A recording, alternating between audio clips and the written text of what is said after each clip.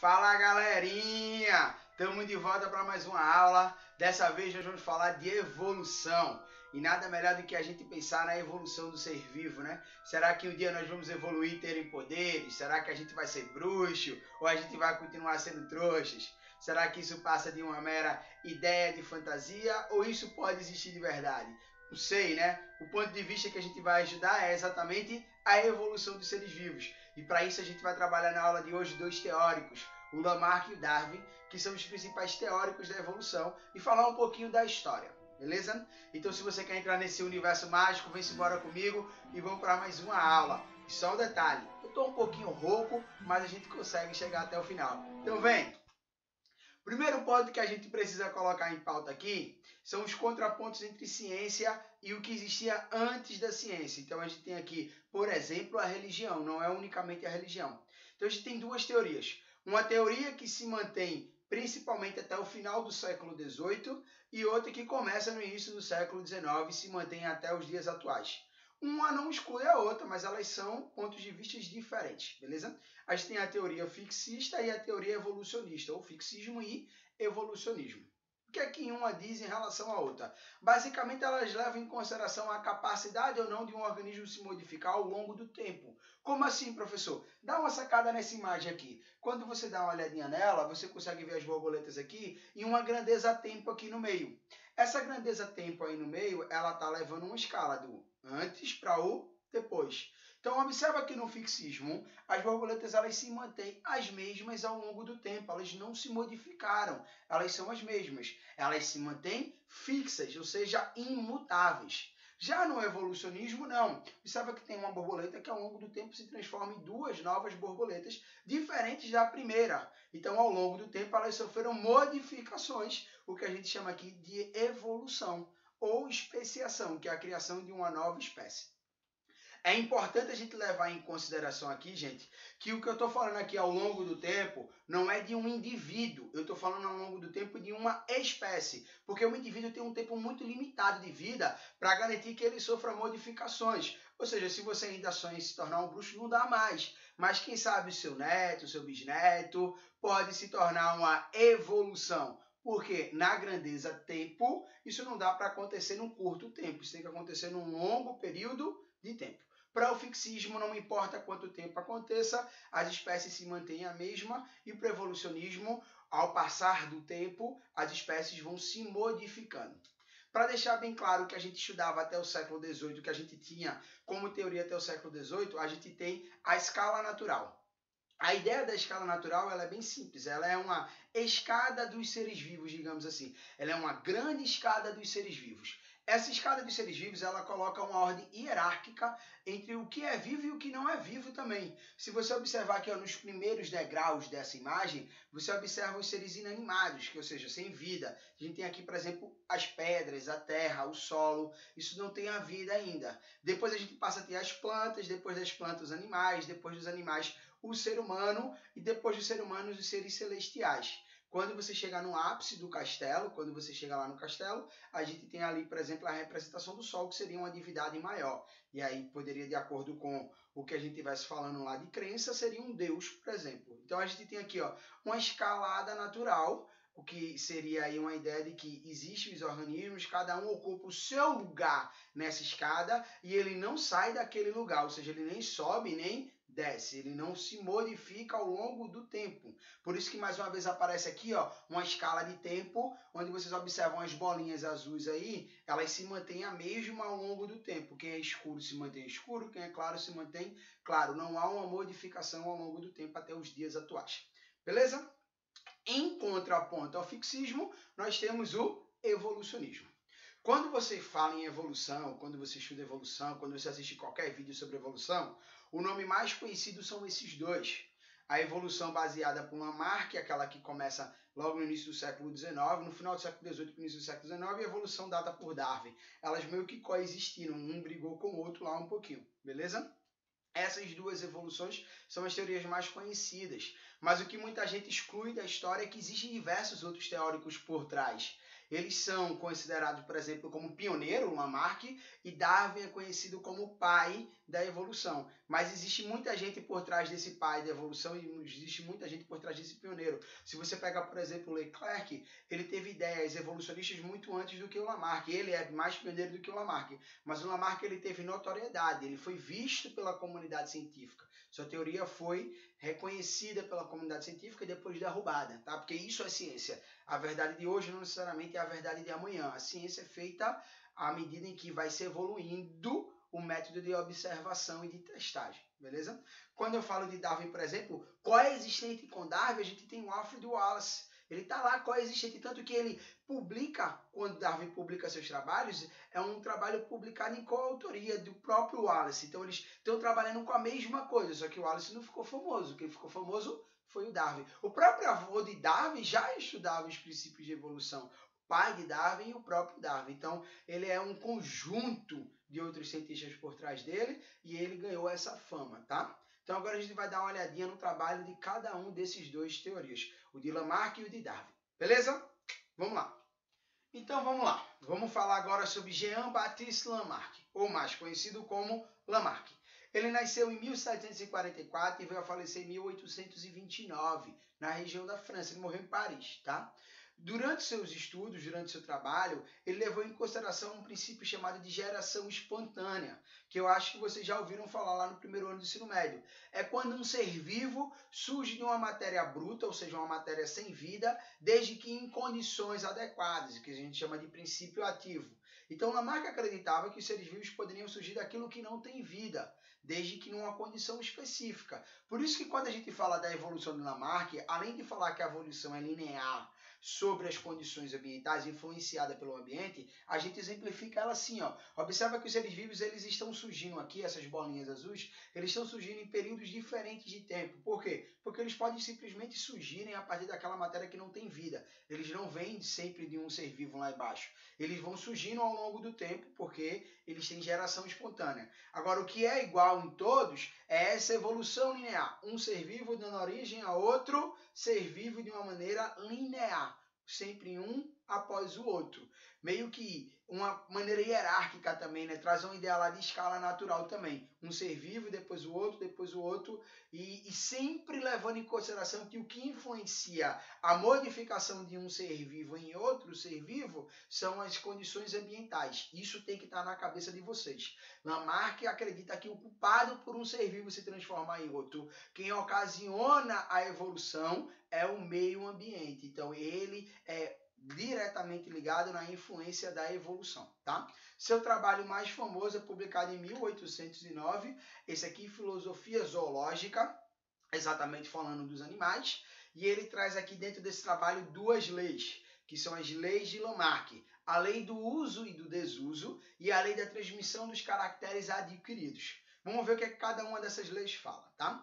A lei do uso e desuso diz que as partes do corpo extensivamente usadas desenvolvem-se e as que não são atrofiadas. Então ele diz aqui basicamente que quanto mais você usa uma estrutura do corpo, mais ela cresce. E quanto você menos usa, mais ela atrofia. De certa forma, olhando para os animais, isso acontece, né? Se você malha muito, tem a tendência de um músculo aumentar. Se você, por exemplo, sofre um acidente e não faz atividades físicas porque você não pode mais andar, a sua perna tende a diminuir, a atrofiar. Por isso que mesmo pessoas que andam em cadeira de roda fazem fisioterapia para movimentar os músculos para que eles não atrofiem, já que quando você exercita, ele aumenta. Então, observando os animais, ele chega à conclusão que sempre que o animal usa muito uma estrutura, ela se modifica. E quando ele não usa, ela some. Então, ela atrofia. A exemplo, a gente tem aqui ó, esse pato. Os patos são aves e vocês sabem que as aves têm 3 dedos, tá? Elas têm 3 dedinhos assim. Quem já viu um passarinho pousando na janela de casa, quem já comeu um pé de galinha, vê que ela tem 3 dedos. Só que entre esses dedos existem espaços vazios, que nem os nossos dedos, ficariam vazios. Só que o pato não. O pato entre esses dedos tem membranas interdigitais, tem uma cartilagem interdigital aqui no meio. É tipo pé de pato de nadador. Já viu que existe um pé de pato? É baseado nesse daí. Então, aquelas 3 estruturas de plástico lá, com interdigitais que facilitam o nadador a nadar mais rápido. Então, o que é que Lamarck diria aqui? Que o pato, inicialmente, tinha 3 dedos com esses espaços vazios. Mas de tanto usar esses dedos para nadar, criaram membranas interdigitais, o que auxilia no nado, fazendo com que, por ele ser diferente e ter estruturas diferentes, ele fosse agora uma nova espécie de ave. Então, tanto a ave que anda quanto a ave que nada agora seriam inicialmente a mesma, mas uma originou a outra. Por culpa de quem?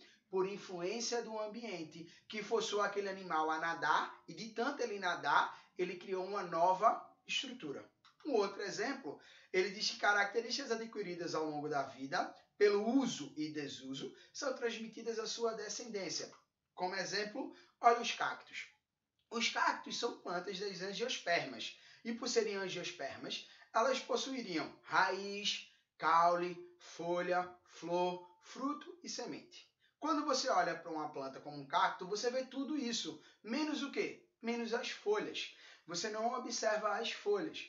As folhas hoje elas sofreram modificações e se tornaram o que a gente chama de espinho. Então os espinhos são modificações das folhas inicialmente presentes naqueles cactos. Então Lamarck diria que inicialmente essas plantas, essas angiospermas, viviam numa região onde tinha chuva, caía água regularmente, então elas tinham as folhas. Vocês sabem que as folhas elas transpiram, então elas liberam água. Do mesmo jeito que elas fazem fotossíntese, elas têm um processo muito importante na planta, ela também é um caminho de perca de água. Ela perde água para o meio através da transpiração. Imagina que esse ambiente para de ter chuva, para de ter água. Então essa planta ela precisa desenvolver um pouco mais as raízes e precisa perder as folhas, porque se as folhas continuassem lá, ela ia transpirar muito, mas não ia ter água dentro dela e morreria. E ela vai diminuindo o tamanho da folha por não usar a folha. Tanto diminuiu, mas tanto diminuiu que essa folha se transformou num espinho, uma pequena folha, o que a gente chama de atrofiar. Quando você usa, desenvolve, quando você não usa, atrofia. Então ele traz aqui a ideia do desuso da folha se transformando numa estrutura atrofiada que você dá o nome de espinho, tá? O que ele fala aqui no final que tanto o pé de pato quanto os espinhos dos cactos vão ser obrigatoriamente transferidos para suas próximas gerações. A ideia da transmissão das características adquiridas. Eu adquiri o pé de pato por tanto nadar e usar, e adquiri os espinhos por não usar as folhas. Essa é a ideia do uso-desuso e a transmissão das características adquiridas. Agora, um exemplo clássico que a gente usa na evolução é falar sobre as girafas. Isso eu vou usar tanto para Lamarck quanto vou usar para Darwin. Isso é um exemplo clássico dos livros. Tá? Então, o que é que Lamarck usa para explicar o pescoço alongado das girafas? Lamarck diria que as girafas tinham um pescoço curto, como os animais, como os mamíferos pequenos lá tinham um pescoço curto, e que se alimentava de folhas de árvores. Olha, a partir do momento que eu estou me alimentando das folhas de árvores, essas folhas que estão acessíveis a mim, elas começam a acabar. E as árvores, ao longo do tempo, elas vão o quê? Crescendo, né? Vocês sabem que as árvores, se você pega do ponto de vista evolutivo, elas inicialmente tinham 1,5 m de tamanho. Hoje as árvores passam de 100 metros de altura. Então a gente tem um processo também de crescimento das árvores, são seres vivos. Eles vão evoluindo também. As árvores vão ficando cada vez mais altas. E o que é que a girafa precisa fazer para comer? Precisa se esticar. Toda vez que ela quer comer, ela precisa se esticar. E de tanto ela esticando para comer, ela foi alongando o pescoço por uma questão de uso do pescoço. Então ela se esticou tanto que hoje todas as girafas têm um pescoço longo, porque ela adquiriu a característica por uso e transmitiu para todas as gerações, fazendo com que hoje aqui, e isso é fato, onde a gente vive nesse mundo, planeta Terra, só existam girafas de pescoço longo, não existe girafa de pescoço curto. Mas lá nos fósseis, olhando para os ossos antigos, existem girafas de pescoço curto, só não tem mais hoje, beleza? Em contrapartida, a gente tem algumas críticas a fazer para Lamarck. Não sei se vocês, à medida que foram assistindo o vídeo, foram pensando em algumas coisas absurdas, mas existem algumas críticas a fazer. O primeiro ponto. A lei do uso e desuso não é verdadeira em todas as situações. Olha, nem tudo que eu uso demais evolui e nem tudo que eu paro de usar atrofia. Por exemplo, se eu uso demais a minha visão, eu posso, ao invés de ter uma evolução da visão, uma melhora da visão, ter uma regressão da visão. Vai depender como eu uso. Se eu uso demais, se eu leio demais, se eu fico com o olho aberto o tempo demais, isso para mim não é favorável. Isso é ruim. pode trazer consequências ruins para o meu corpo. Então, nem tudo que eu uso evolui, né? Melhora, e nem tudo que eu deixo de usar também obrigatoriamente atrofia. O segundo ponto é que existe uma coisa chamada de regressão dos órgãos, que ele não leva em consideração lá no seu trabalho. Beleza, eu estou usando lá, eu estou malhando, malhei, fiquei forte. Mas se eu parar de malhar, eu tendo a ter uma diminuição desse músculo. Ele não trabalha isso. Ele diz que uma vez que eu adquiro a característica, essa característica vai ser transmitida para as próximas gerações. Então, se a girafa decidisse que não vai mais comer em cima, que agora vai comer arbustos mais baixos, o correto seria o pescoço dela diminuir. Mas ele não leva em consideração a regressão, beleza? Outro ponto, a gente tem aqui um grande embate. E isso aqui vai ficar muito forte quando vem Mendel. Mendel, por incrível que pareça, mesmo que a gente tenha estudado genética antes, ele vem depois do estudo da evolução. Ele corrobora com os estudos da evolução. E aí Mendel descobre o que a gente chama de fenótipo e genótipo. Estão lembrados aí? Fenótipos são as características físicas, aquilo que eu posso usar para descrever um indivíduo. E os genótipos são as características genéticas. Aí eu vou trazer um exemplo para você. Eu estou a atravessar a rua, lá pensando se um dia eu vou ter um poder, se eu vou ser um bruxo, e de repente nesse pensa vai, pensa vem, eu sou atropelado. Pá! O carro passou por cima de mim, eu fui atropelado, e eu me machuquei, fui para o hospital, cheguei no hospital, perdi um braço. Ao invés de 2 braços, agora eu tenho um braço só. Agora que eu não posso ser bruxo mesmo, como é que eu vou usar minha varinha? E aí eu tô sem um braço, eu tô cotó, já era. Tô lá só com um bracinho, o outro já se foi, não tenho mais nada para fazer aqui. E aí eu decido ter um filho, né? Encontro o amor da minha vida, vou lá e vou ter um filho. Aí a minha pergunta é, o meu filho ele vai nascer com 2 braços ou com um braço? E a gente discutiu isso muito bem lá em genética. Independente da minha característica física, daquilo que eu estou vendo agora, a minha característica genética se mantém preservada. Portanto, o meu filho vai nascer com 2 braços, a menos que ele tenha alguma anomalia genética. Mas ele vai nascer com os 2 braços. É aquela ideia, não adianta eu malhar, ficar tudo saradão, se o meu filho vai nascer com a minha genética, que é essa coisinha aqui, ó, mais fofa, mais magrinha, e aqui um pouquinho mais redondo. Isso não tem muito para onde correr, beleza? É uma questão de saúde, eu me exercitar. Mas a questão de físico, ela é genética, ela está nos meus genes. E aí a gente entra aí nessa questão.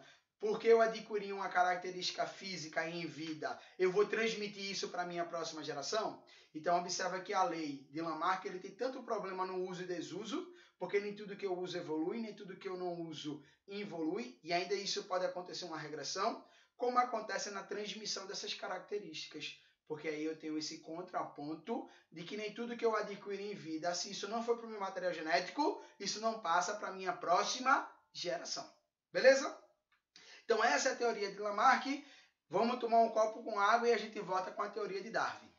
Beleza, galerinha? Vamos falar agora um pouquinho sobre Charles Robert Darwin, ou mais conhecido apenas como Charles Darwin. Ele nasceu na Inglaterra no ano de 1809, o mesmo ano em que Lamarck publicou a sua teoria do uso-desuso e da transmissão dos caracteres adquiridos através do paper, do artigo A Filosofia Zoológica. E veio a falecer em 1882 também na Inglaterra. Eu diria que Charles Darwin ele teve condições de estudos para a época muito boas. Ele foi enviado, por exemplo, para estudar medicina, mas logo percebeu que não era aquilo que ele queria. Depois ele foi enviado para estudar teologia, também percebeu que não era o que ele queria, até que ele estudou botânica e geologia. Geologia é algo que sua própria família já tinha estudado, seu próprio avô já tinha estudado, e foi na botânica e na geologia que ele se reconheceu como cientista, tá? Depois de 20 anos de estudo aí, ó, aos 22 anos de idade, ele já com essa bagagem naturalista, né? Quem estudava a botânica e a geologia, quem estudava os seres vivos em geral, quem estudava a formação da Terra em geral, ele tinha uma formação de naturalista. Ele, como naturalista, ele entra a bordo do HMS Beagle e faz a famosa viagem ao mundo de 5 anos. Ele passou 5 anos rodando o nosso planeta, coletando evidências de estudo. Inicialmente, quando ele entrou, por exemplo, nesse navio, ele nem entrou para estudar, para ser naturalista em si. Ele entrou junto com o capitão, né, para ser lá o acompanhante do capitão, mas quando ele desembarcava nos países em que esse navio chegava, coletando espécimes, ele coletou animais, ele coletou plantas, ele coletou fósseis, ou seja, ele coletou evidências de estudo, ele se torna oficialmente naturalista do Beagle. Então ele começa essa viagem em 1831 e retorna para a Inglaterra em 1836. Basicamente ele faz esse movimento aqui, ó. Ele vai percorrer toda essa região, ele vai de um lado para o outro. Esse mapa todinho chama atenção, olha lá o Beagle ali no cantinho, ó. Esse mapa todinho chama atenção para a gente 3 localidades. Ambas elas ficam aqui na América do Sul. A primeira, número 4, que é a nossa Bahia, aqui pertinho. Ele quase atracou em Pernambuco, mas ele atracou no litoral da Bahia, um pouquinho depois de Pernambuco. Depois ele atracou no litoral do Rio de Janeiro. De lá ele vai para Montevidéu, então aqui ó, a gente tem o 4, que é a Bahia, o 5, que é o Rio de Janeiro, o 6, que é Montevidéu. De Montevidéu, por exemplo, ele vai para Buenos Aires, onde a gente já vai ver um fóssil que ele coletou lá, tá? Depois que ele faz todo esse caminho, ele vai para uma ilha muito famosa no estudo da evolução, que é esse número 10 aqui, que se chama Ilha de Galápagos, onde ele também vai coletar animais. Esses animais que vão ser coletados lá são os tentilhões, conhecidos como tentilhões de Darwin, que já a gente já vai ver porque eles são tão importantes para o seu estudo, beleza? Depois desses 5 anos, ele retorna para a Inglaterra e passa a trabalhar tudo aquilo que ele coletou, todos os animais, plantas e fósseis que ele coletou dessas regiões do mundo em que ele percorreu, e ele escreve um livro. Esse livro chamado de A Origem das Espécies é publicado em 1859 e é o livro mais famoso da evolução até os dias atuais. Então, se você quer ler esse livro aí, ele está disponível na internet, tem disponível em todas as editoras. Se um dia você quiser ler a obra original dele lá, o que é que ele falava no seu livro, existe esse livro chamado A Origem das Espécies, escritas por Charles Robert Darwin, ou Charles Darwin, beleza? O que é que trazia dentro desse livro? Quais são as teorias que Darwin trabalha dentro desse livro? A primeira teoria que ele trabalha é a ideia de evolução por ancestralidade em comum, não mais uma evolução linear. Observa aqui nessa escalinha, observa nessa escala como há uma diferença gigantesca entre o que Lamarck colocava e o que Darwin colocava. Ele coloca aqui, ó, apenas aqui dentro da escala de tempo, um único ser vivo na base. E esse ser vivo que está na base, ao longo do tempo, ele vai se modificando em diferentes seres vivos, que vão dando origem a outros diferentes seres vivos. É o que a gente chama de ramificação. A ideia de ancestralidade em comum é a ideia de que os organismos se evoluem, se modificam ao longo do tempo, como se fosse uma árvore que possui ramos. Ele tem toda árvore, ele tem um tronco central que está preso, tá? Ali é um ancestral comum, e desse ancestral comum saem todos os ramos da árvore, que seriam as espécies que são formadas a partir de um único ancestral. Então, essa é a ideia que ele trabalha. Dentro disso aí, ele diz que a natureza, ela não é influenciadora da seleção, como Lamarck colocava. Ele diz que a natureza ela é selecionadora da modificação. Os seres vivos por si só possuem uma coisa que ele chama de variabilidade genética, ou variabilidade gênica, que posteriormente vai ser comprovada por quem? Por ele mesmo, por Mendel. Mendel comprova que nós não somos geneticamente iguais, a gente tem uma variabilidade genética de um organismo para o outro. Só que muito antes de Mendel dizer isso, Darwin disse isso. Ele disse que os organismos têm uma variabilidade e por já nascerem diferentes um do outro, a natureza seleciona quem são os melhores. Aquela ideia do mais forte sobrevive é uma ideia baseada nas ideias de Darwin. Ele diz que a natureza não está lá para influenciar você a se modificar. Ele está lá para selecionar quem é diferente. Então, trazendo aqueles 2 exemplos que a gente falou lá de Lamarck, imagina que você pega o pato. Não foi a água de tanto nadar que fez o pato ter interdigitais, mas algum pato que por algum motivo nasceu com um espaçozinho preenchido e outro com o espaço aberto. Na hora de nadar, quem tinha o espaço preenchido nadava mais rápido, e quem nada mais rápido se alimenta mais, foge da morte. Quem sobrevive consegue reproduzir, quem consegue reproduzir passa essa característica que ele tem para a próxima geração. Então não foi por não usar a folha que ele se transformou em espinho. O espinho não é uma folha que foi atrofiada, mas sim, algumas plantas foram nascendo com menos folhas e com folhas em tamanhos menores e mais pontiagudas, o que a gente chama de espinho, e outras com mais folhas. Quando vinha um calor, quem tinha muita folha morria, quem tinha pouca folha sobrevivia. E aí a gente tem uma seleção natural, a natureza escolhendo o diferente que é melhor e não obrigando você a ser diferente. Ou seja, você que está assistindo já é diferente de mim. No momento adequado, a natureza vai escolher para aquela característica que você tem, se ela é mais vantajosa do que a que eu tenho. Isso é uma seleção natural, não é uma modificação como era a proposta de Lamarck, beleza? Olha, lembra quando eu falei lá da Argentina? Ele passa lá para Montevidéu. Quando ele sai do Rio de Janeiro, ele desce para Montevidéu. De Montevidéu ele vai para Buenos Aires. Não está marcado ali porque não é uma atracada de navio, né? Elas são países vizinhos. Então, ele sai, vai para a Argentina, vai para Buenos Aires e ele encontra esse fóssil aí, ó, que é um fóssil de um tatu gigante. Beleza?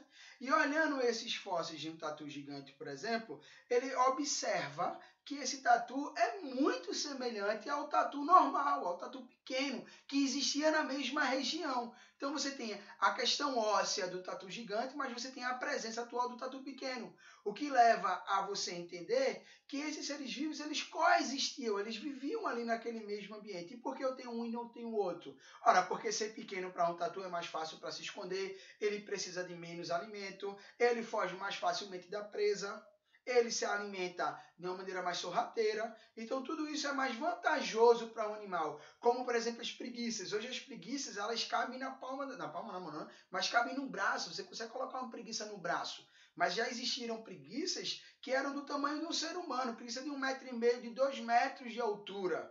Mas imagina um animal desse andando bem devagarzinho na floresta. Como é que esse animal conseguiria sobreviver? A quantidade de alimento que ele comeria? Qual teria que ser o tamanho da árvore onde ele ia se pendurar? Onde ele ia ficar lá, vivendo? Então, tudo isso são fatores que influenciam. A natureza não está mandando você mudar. Ou você já nasce diferente e é escolhido, e o outro morre, ou você simplesmente não vai existir. Não tem muito o que fazer, beleza? Se eu trouxer aqui, ó, os tentilhões, aquilo que eu disse para vocês quando ele vai para Galápagos, os tentilhões são aves que ele coleta. Galápagos é um arquipélago, tá? Arquipélago de Galápagos, tipo arquipélago de Fernando de Noronha. Por que um arquipélago? Porque é um conjunto de ilhas. Galápagos não é uma ilha só. Então a gente tem um arquipélago lá. Ele saiu indo de uma ilha para outra ilha e coletando aves. Ele literalmente pegava essas aves dessas ilhas diferentes e ele trouxe para si, para o navio, para levar de volta para a Inglaterra. Chegou na Inglaterra e mandou essas aves para um ornitólogo, uma pessoa que estuda aves. Porque ele acreditava que eram aves de espécies, de gêneros totalmente diferentes uma das outras. Porque elas tinham estruturas de bico totalmente diferentes uma das outras. Tinham colorações diferentes, tinham estruturas diferentes, apesar do resto ser muito parecido, mas o bico e a cor delas eram diferentes. E aí, quando esse ornitólogo analisou, viu que, na verdade, são aves todas do mesmo gênero. Elas só mudam um epíteto específico, a espécie. Mas o gênero delas é o mesmo. Elas têm a mesma filogenia. E aí, quando você olha e pensa, Darwin chega à seguinte conclusão. O que é que muda de uma ilha para outra? Muda o alimento. Muda a umidade, muda a temperatura, tudo isso aí muda. Numa ilha tinha para se alimentar o fruto, na outra ilha para se alimentar tinha caule, na outra ilha para se alimentar tinham folhas. Como esses animais viviam nas ilhas e essas ilhas tinham um alimento diferente, sobreviveram naquelas ilhas, um animal que era inicialmente todos da mesma espécie, mas eles foram sofrendo o quê? Seleção. Olha, nessa ilha, quem conseguir comer uma semente dura, sobrevive. Quem não conseguir comer, vai morrer. Nessa ilha, quem conseguir comer um fruto mole, sobrevive. Quem não conseguir comer, vai morrer. Nessa ilha, quem conseguir comer uma flor, vai sobreviver. Quem não conseguir comer, vai morrer. Isso fez com que um bico fosse mais fino, o outro fosse mais largo, um fosse mais robusto, o outro fosse mais delicado.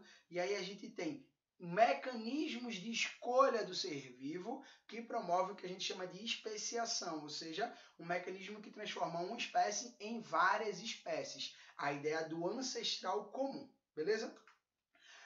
Se a gente trouxer aqui de volta a ideia da girafa, o que é que Darwin diria da girafa em comparação ao que Lamarck disse da girafa? Ele diria que, na mesma época, na mesma região, existiam tanto girafas de pescoço longo como girafas de pescoço curto. Existiam as duas, as girafas de pescoço longo e de pescoço curto. Se você pensar direitinho, a girafa de pescoço curto só comiam as plantas que fossem mais baixas. E a de longo poderia comer as mais baixas e as mais altas. Ela poderia se alimentar das duas. Então, enquanto você está comendo aqui as plantas mais baixas, no momento em que acabava as folhas, você podia levantar o pescoço e comer as mais altas. Só que as girafas que eram curtinhas, elas acabavam ficando com fome, com pouca energia. E se você tem fome ou pouca energia, você morre. E se você morre, você não reproduz. Se você não reproduz essa característica genética sua, ela deixa de existir. Então ele fala sobre a variabilidade genética. Animais diferentes, de diferentes tamanhos, girafa pequena, média e grande, coexistiam. As médias e as grandes sobreviveram e as pequenas morreram, fazendo com que hoje todas as girafas tivessem o pescoço alongado. Então o meio não transformou, o meio selecionou. Tá? Vamos fazer aqui um comparativo rápido entre o que diz Lamarck e o que diz Darwin. Primeiro comparativo.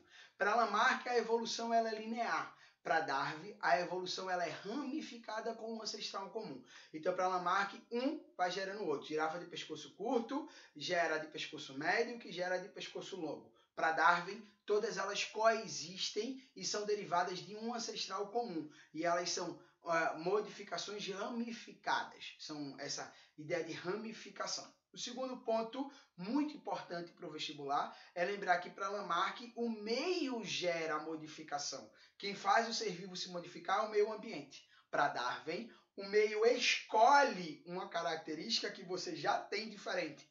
Então o meio seleciona a modificação. Ele não gera nenhum tipo de modificação. Beleza, galerinha? Essa é a dica, tá? Se eu lembrar disso daqui, não tenho como errar nenhuma questão que envolva Lamarck ou Darwin. Para a gente terminar, hoje, professor, você não fez nenhuma crítica a Darwin? Olha, a teoria que Darwin fez, ela é válida até os dias atuais. A gente tem uma teoria que vai estudar um pouco mais para frente, que se chama Teoria Sintética da Evolução, ou também chamada de neodarwinismo, o novo darwinismo, e que eu vou adicionar alguns dados do ponto de vista genético, já que depois de Darwin a gente tem Mendel. Mas a gente não perde a essência, a gente não perde a base daquela teoria. Mas é claro que na época existiram críticas a Darwin. A crítica mais comum foi essa daqui. E uma crítica que infelizmente é muito usada até hoje por uma falta de compreensão das pessoas da ciência. Então Darwin, na época, quando ele lança a ideia da evolução, ele tem o seu nome muito correlacionado à ideia de que o homem veio do macaco. Charles Darwin nunca disse que o homem veio do macaco. Isso não é uma frase dele. Se você quer provar isso, leia o livro dele, leia a obra dele, A Origem das Espécies, para você ver se ele diz que o homem veio do macaco. Ele não diz isso. Ele diz que homem e macacos vieram do mesmo ancestral comum, por uma evolução ramificada. E isso aí é uma questão de evidência. Olha quantas características em comum existem entre um homem e um chimpanzé, do ponto de vista genético, do ponto de vista morfológico, do ponto de vista fisiológico. Então, existe uma correlação entre esses dois seres vivos, o que a gente chamaria de ancestralidade em comum. Isso não quer dizer que o homem veio do macaco. Lamarck diria isso porque para Lamarck a evolução é linear. Um vem depois do outro, mas ninguém caiu ao pé de Lamarck, mas caiu em cima de Darwin, querendo dizer que ele disse que o homem veio do macaco, mas isso é uma falha, tá? Tanto que no século passado, né, no século XX, a Igreja Católica reconheceu a teoria da evolução. Ela é reconhecida pela teoria da evolução. O Papa reconheceu essa teoria, provando que ele, hora nenhuma, falou que o homem veio do macaco, mas sim que existe uma ancestralidade, porque a gente pode dizer que existe um parentesco entre homens e macacos. Beleza? Alguma dúvida? Espero que não, mas se ficou, me chama no WhatsApp. Eu estou morrendo de saudade de vocês. Um beijão e até a próxima. Tchau!